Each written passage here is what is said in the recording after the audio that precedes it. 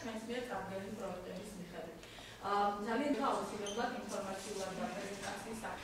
ასევე ძალიან მნიშვნელოვანი არის ის პედაგოგის ხეობა ეროვნულ პარკად აღიარეს, ამის მხრივ წელს განხორციელდება.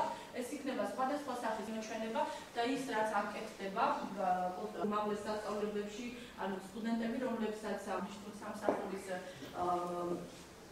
ისაუბრებს ცენტრის შექმნის და ისტორიის და პროექტების ერთმანეთს დავახლოვდები და მინდა გითხრათ, რომ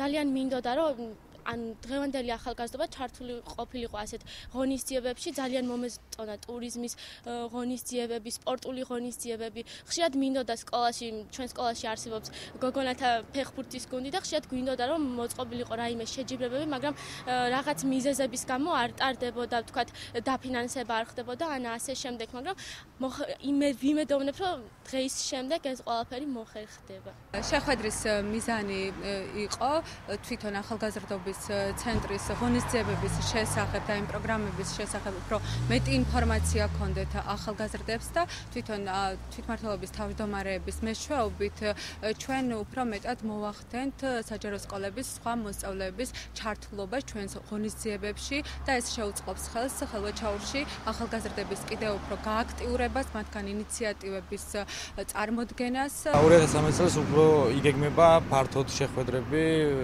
ახალგაზრდებთან და სკოლის მოსწავლეებთან.